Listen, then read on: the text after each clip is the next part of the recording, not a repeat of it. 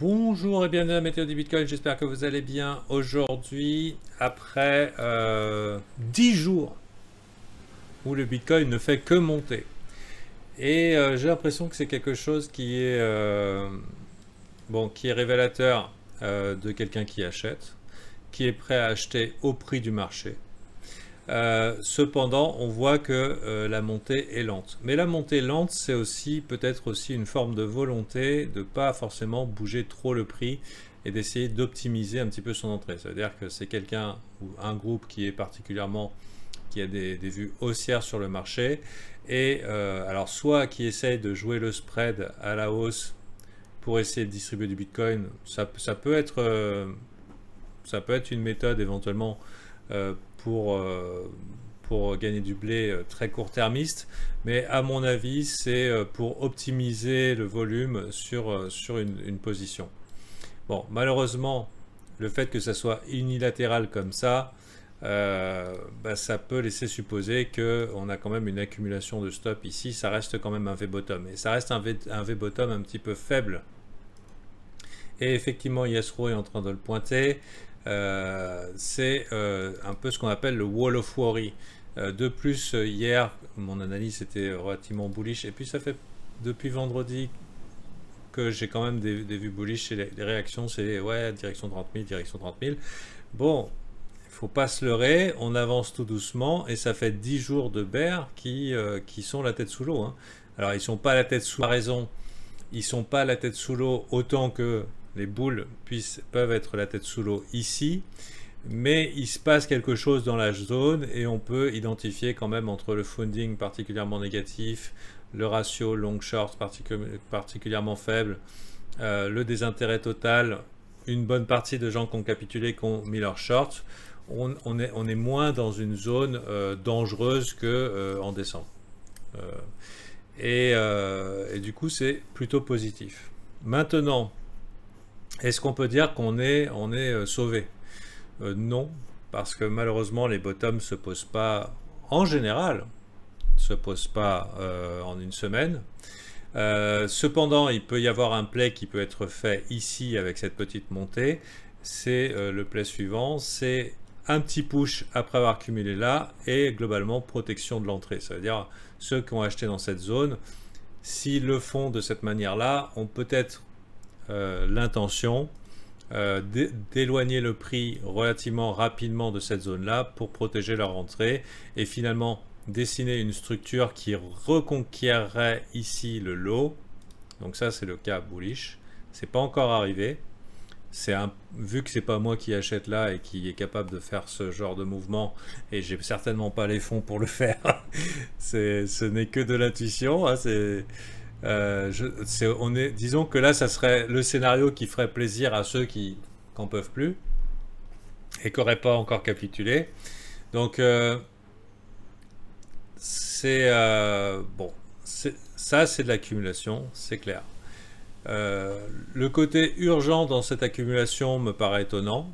C'est-à-dire pourquoi ne pas laisser le prix vivoter, rien foutre et pourquoi attaquer à la hausse? À mon avis, c'est quelqu'un qui a peut-être identifié qu'avec les liquidations de short, avec le budget qu'ils ont éventuellement pour pousser, ils pourraient éventuellement se faire une jolie entrée et pousser le prix loin de cette zone. Donc, quand je pense quelqu'un, évidemment, moi, c'est toujours Sam. Hein. Dans mon univers très simple, c'est Sam. Alameda. Le problème, vu que c'est Sam, c'est que c'est difficile de savoir. Ouais, on a mis la petite emoji. C'est difficile de savoir où il veut aller avec ça. Ça peut être très court terme.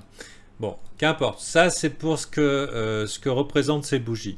C'est des gens qui poussent et qui poussent lentement. Maintenant, c'est un V-bottom. Et ce que ça peut... Et je dirais que c'est ce que la majorité pourrait penser, ça serait la potentielle mise en place d'un range. Mais c'est pas garanti du tout en fait. C'est pas garanti du tout. Donc on a une forte probabilité de range. En général, c'est ce qui vient. En général, c'est ce qui vient. Mais il y a une autre possibilité. Et donc l'intérêt de participer dans ce range serait éventuellement d'acheter les reload zones, donc 0,786, 0,618 de ce range. Mais ça serait peut-être un petit peu facile. Ça serait peut-être un petit peu facile. Et souvent, hein, les meilleurs trades sont les plus inconfortables. Donc, je n'ai pas l'intention d'acheter ce que je considère être à 60% de chance un haut du range, même avec un test des 40 000, 39 000. Et puis, il y a probablement des plays sur alt, alors que le BTC semble retrouver de la force, qui peuvent être plus intéressants. Au niveau, je n'ai pas fini avec le Bitcoin, au niveau de la corrélation indice, on est en mode retour haussier. Hein. Ça veut dire qu'il y a eu des grosses paniques générales, etc. Et pam, pam, pam, ça fait 2 jours que ça monte et ça fait pas semblant. Donc globalement, on va chercher les buy stop et on est en train de punir les shorters de bottom. On a eu un triple bottom en 4 heures qui a été indiqué hier et le breakout confirmé. Et pour l'instant, ça pousse. Est-ce qu'on reviendra jamais tester là? Est-ce qu'on est obligé forcément d'avoir du V-bottom? Bah, les V-bottom, c'est assez courant sur le S&P 500. Et je dirais qu'il ne faut pas grand-chose pour revenir. Il faut pas grand-chose pour revenir. Mais est-ce que ça peut prendre plus de temps? Oui. Oui, parce qu'en fait, la situation n'a pas changé.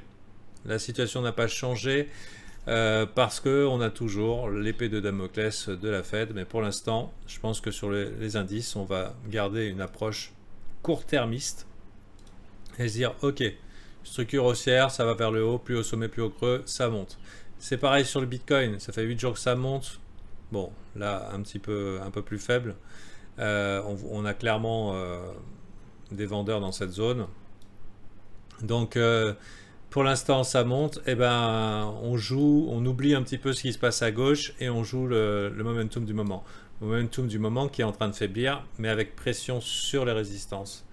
Maintenant, moi, de mon côté, j'ai un play weekly où je peux agir avec une forte probabilité de réussite qui me dit que globalement, et c'est le job que j'ai fait ici, que globalement si on clôture la semaine au-dessus ici, et il n'y a pas grand chose à faire, hein, et donc hurrah à ceux qui ont sauvé le marché globalement, hein, avec leur biais.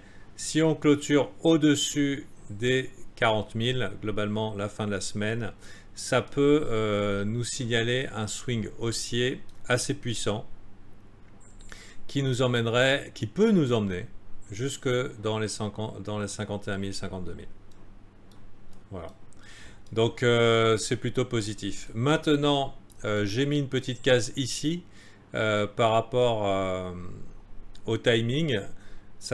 Il faudrait que ça arrive à la fin de la semaine et que ça se maintienne dans la zone pour la semaine prochaine.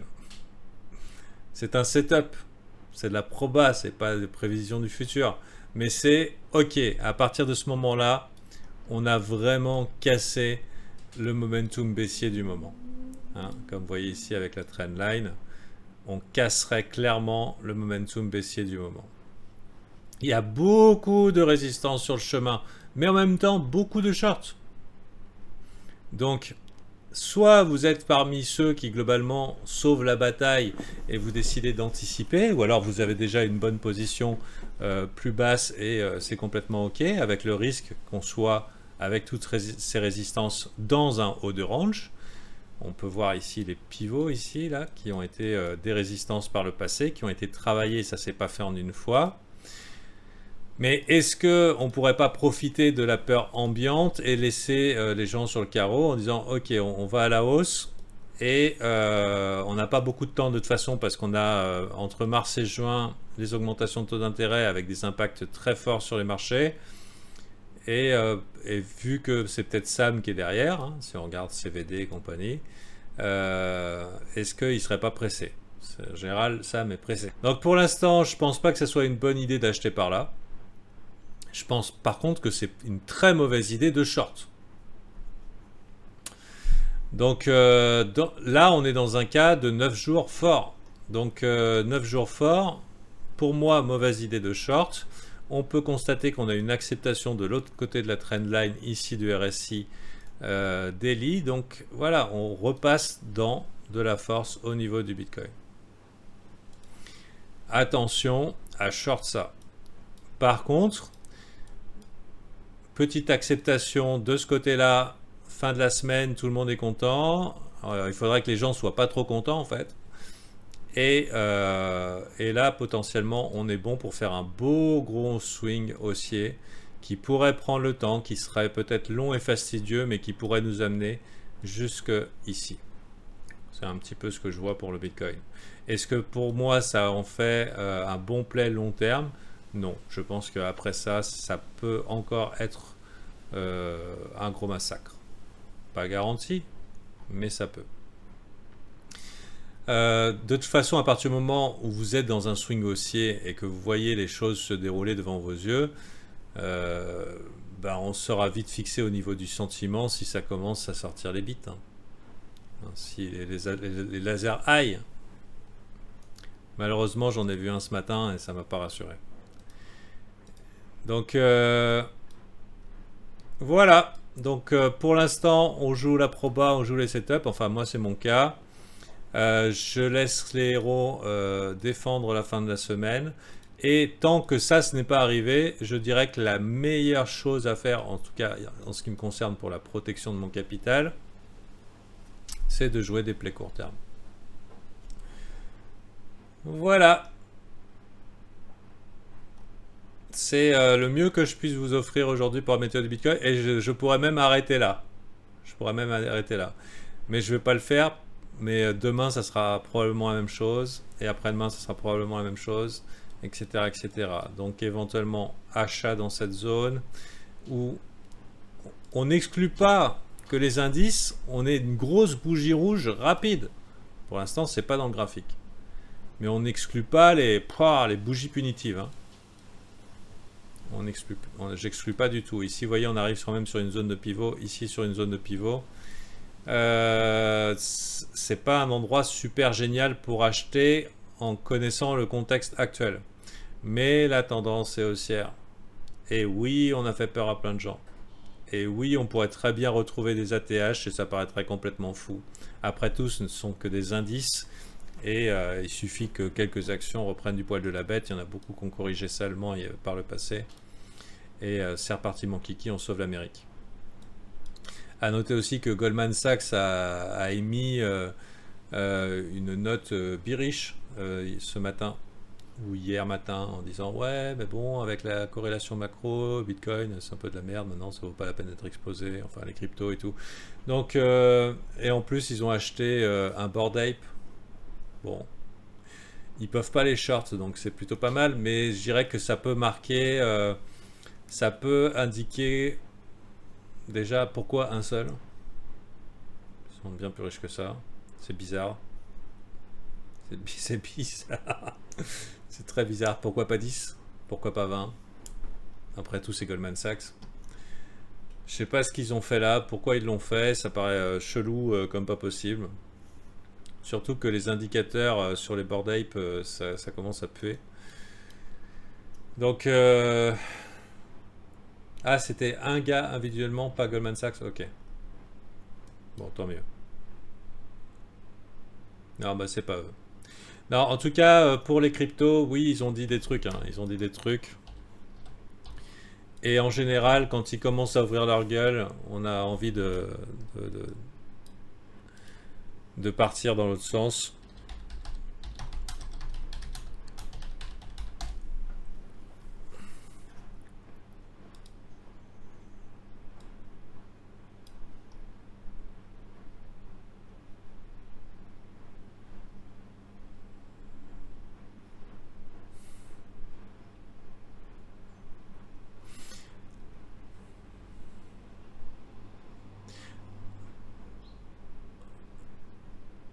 Ok, l'adoption des cryptos ne va pas monter les prix plus haut.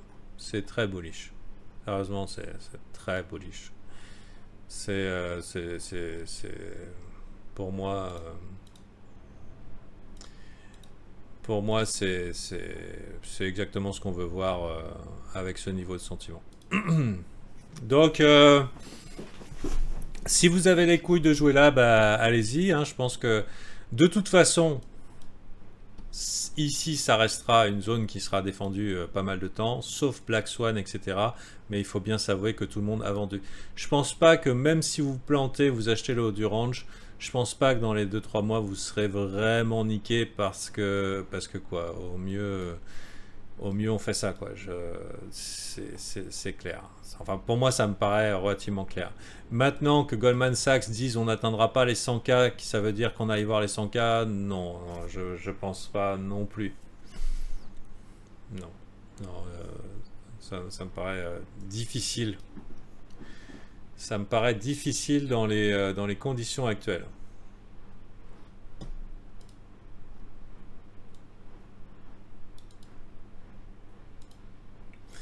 Et effectivement, le Goldman Sachs signal, c'est quelque chose. Maintenant, en weekly, ça peut être beaucoup plus long. Ça peut être beaucoup plus long. Et malheureusement, cette jambe-là, elle est mortelle. C'est costaud. C'est malheureusement une putain de tendance baissière. Pensez qu'on n'aura pas un second stab. Allez, disons on s'excite là comme ça. Pensez qu'on n'aura même pas une tentative. Si, hein, si, il y aura tentative. Ça c'est même si allez, Goldman Sachs c'est chaud, il y a des budgets qui vont trade cette tendance-là et qui vont essayer de remettre un coup sur les supports. Donc Tendax du Slipax, mais avec beaucoup de signaux positifs. Et un signal qui pour moi est un signal weekly intéressant, c'est début de semaine, ouverture à 40 000, ça sera pas la peine, sauf catastrophe internationale, de se dire ça y est, on va chercher vers le bas. À partir de ce moment-là, il faut commencer à se positionner plutôt haussier. Mon biais était plutôt d'attendre que ça arrive au mois d'avril, mais si c'est avant, ben on fait avant, hein. Voilà. Allez, bonne journée à vous.